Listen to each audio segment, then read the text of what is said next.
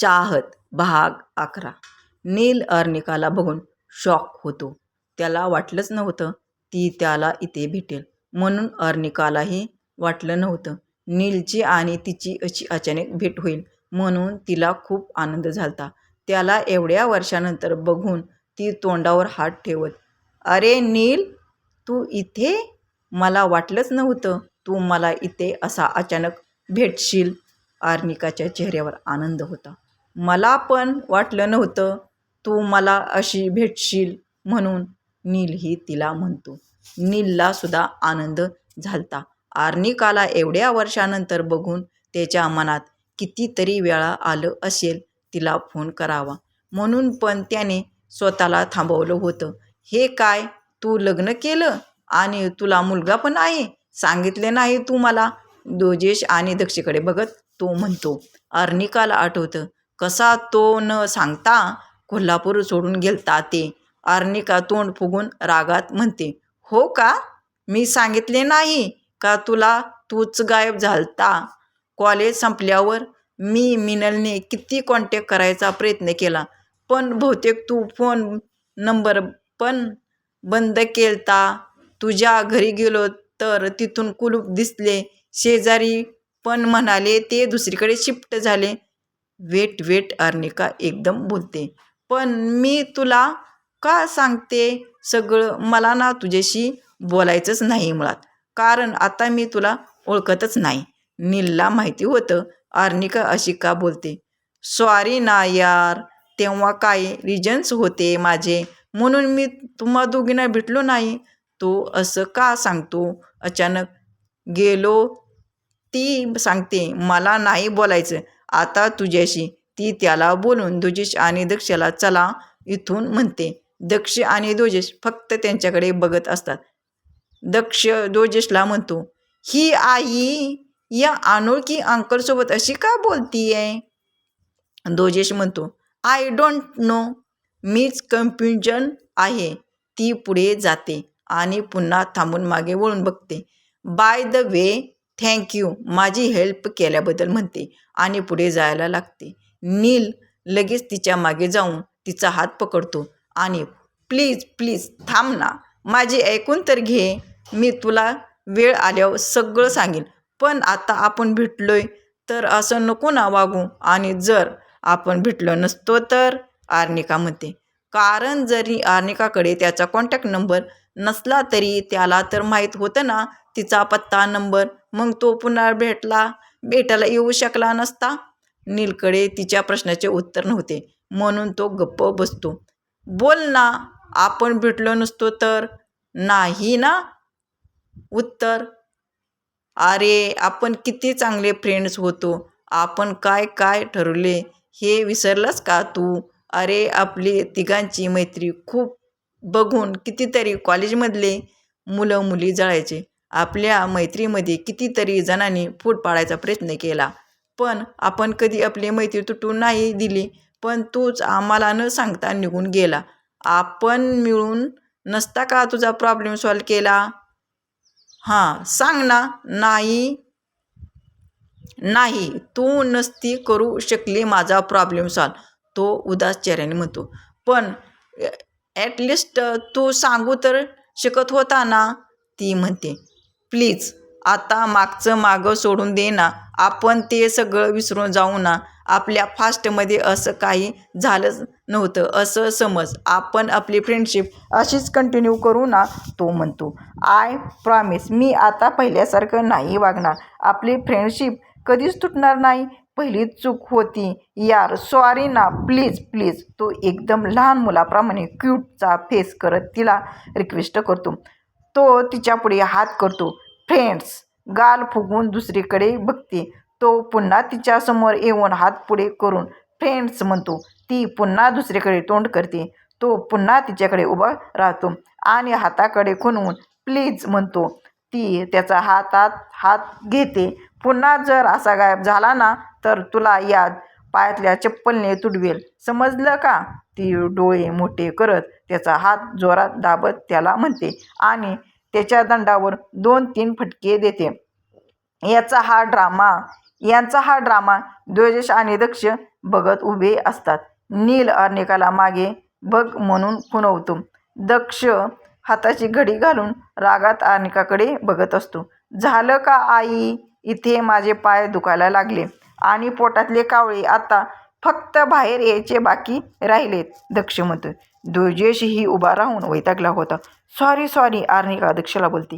ती द्विजेशची ओळख करून देते. ती त्याला त्याच्यासोबत जॉईन करायला सांगते, पण त्याला काम असल्यामुळे तो नाही म्हणतो आणि जातो. पण जाताना अर्निकाचा नंबर घ्यायचा विसरत नाही. द्विजेश, अर्निका, दक्ष घरी येतात. दक्ष तर आज खूप दमलेला. आज त्यांनी खूप एन्जॉय केलेले. तो घरी आला की बेला लगेच धावत गेली त्याच्याकडे.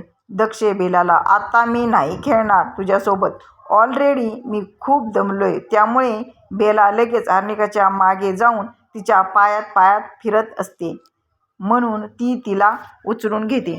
द्विजेश घरी आल्यावर चेंज करून स्वतःचं काम करत बसतो. अर्निका रात्री दक्षला झोपून रूममध्ये येते. ती चेंज करून येते बेडवर. तिला 2-3 बॅग दिसतात.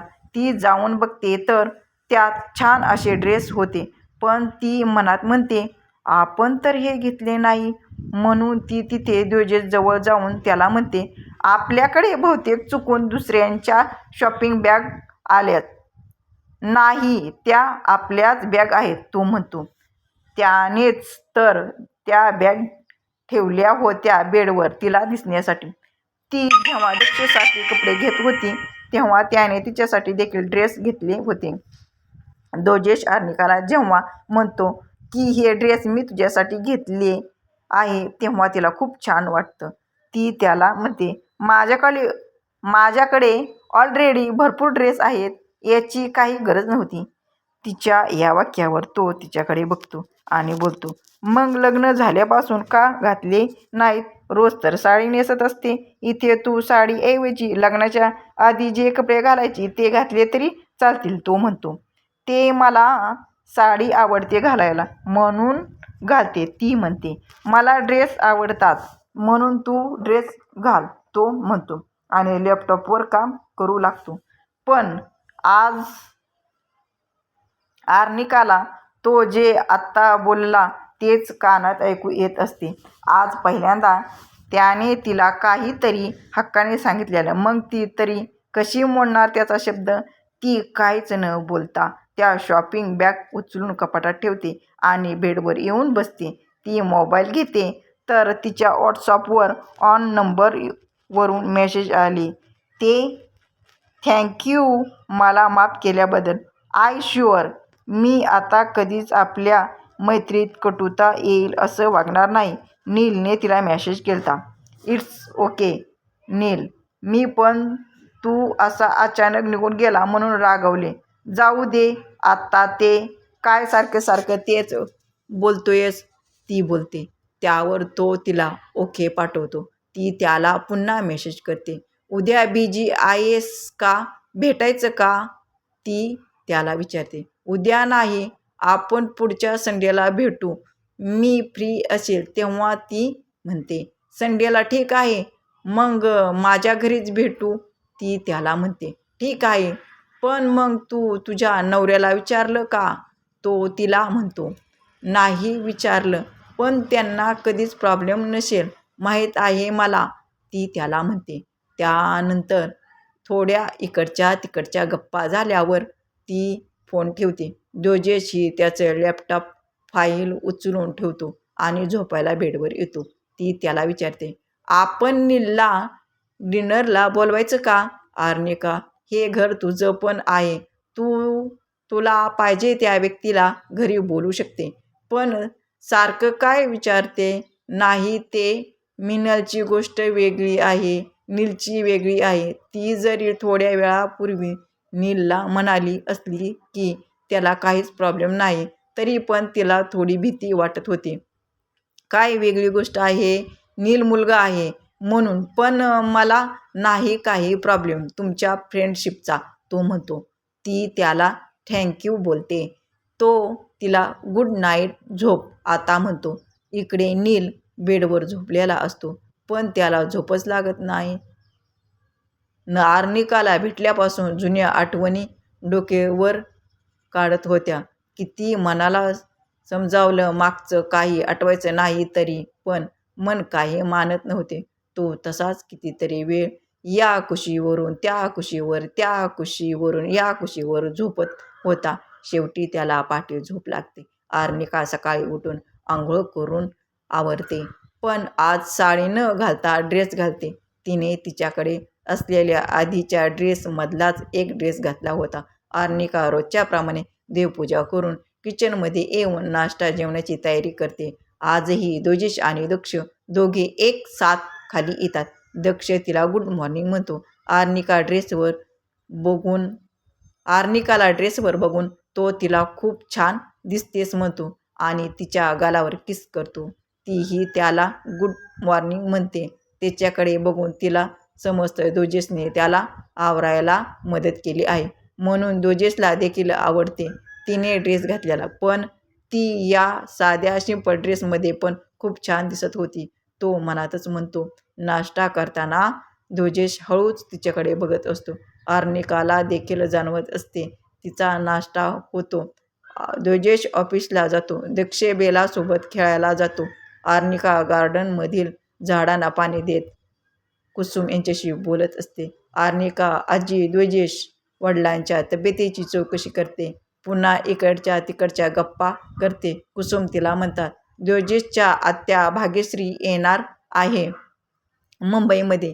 त्यांचे काहीतरी काम आहे तिकडे म्हणून तर त्या घरी येतील. तीही विचारते कधी येतील, तर त्या बोलतात उद्या येतील. त्या दोजेशला काल सांगितलं आहे. ती पण ठीक आहे बोलते.